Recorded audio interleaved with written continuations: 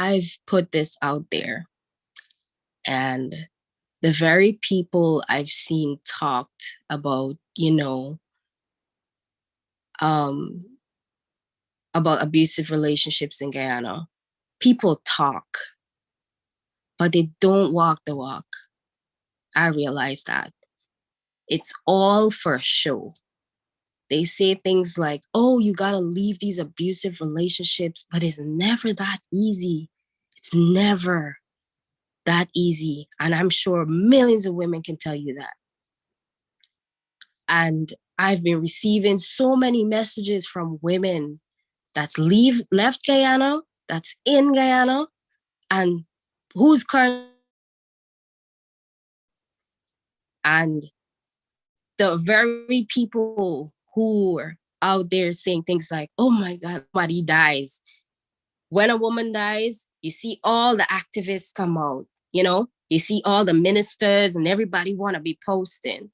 But then now I put this out there, I still haven't heard from a minister themselves who claim to be talking about these things and talking against it. I haven't heard from any of them. I haven't heard from anybody from the police force. And people are offering support, and I admire that. But it's not just that. We have to, in Guyana, walk the walk, not just talk the talk. The system needs to change. I'm just looking on to see what's going to be done about my situation, because I don't want to become another statistic. And the reason why I'm putting my evidence out there is if anything happens to me, then the world must know what was going on and what was going on with me, because he's not going to turn around and say, okay, I was an abuser.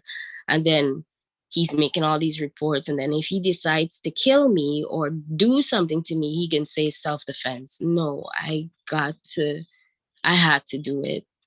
The 25th of August, even though we went through the whole process, he ran from the police for like a week, and the police couldn't have gotten him. He always locks up in his house. His parents are always hiding him, and the police couldn't have gotten him. He then shows up a week later with a lawyer and was able to make a report that I assaulted him. He came with his lawyer. They got him on bail.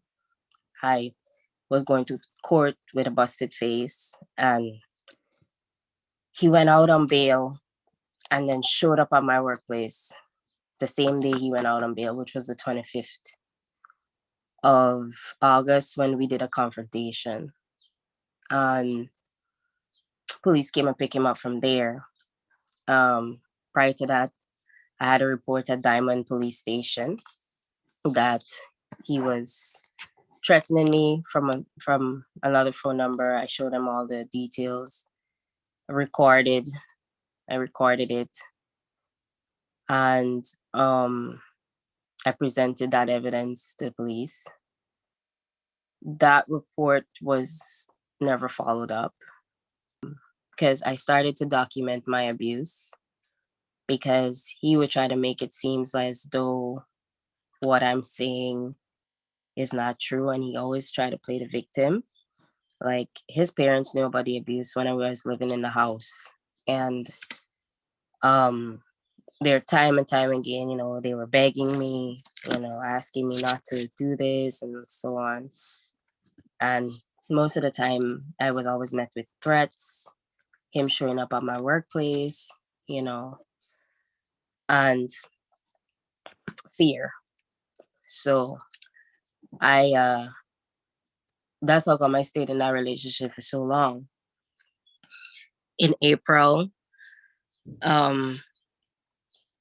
he was calling my workplace, ringing down my workplace phone. I told him I don't want to see him. I don't want to talk to him anymore and stuff like that. And he wasn't leaving me alone. He thinks that I was with somebody else, and he was dwelling on that. So he was harassing me. I made reports at Brickdown Police Station, at East La Penitence Police Station, at um, Alberton Police Station, Rumvelt. Um, it got so bad I couldn't even stay in my house, and I had to go by my brother. Even though I did that, he showed up there. I have surveillance of him walking to the gate, going into the yard or whatever, and he driving past the house every minute. And I felt like, okay, why am I putting my brother through all of this stress? And I went back home. I was still being stalked. He showed up at my gym. I can't go to gym in peace. When I'm walking my dog, I'm seeing him driving around by the corner. It's weird that I have to be looking over my shoulder constantly. I am a fear for my life. And now that I am out of the country, I'm a fear for my family's life, because now that he's not seeing me around, he's harassing my family.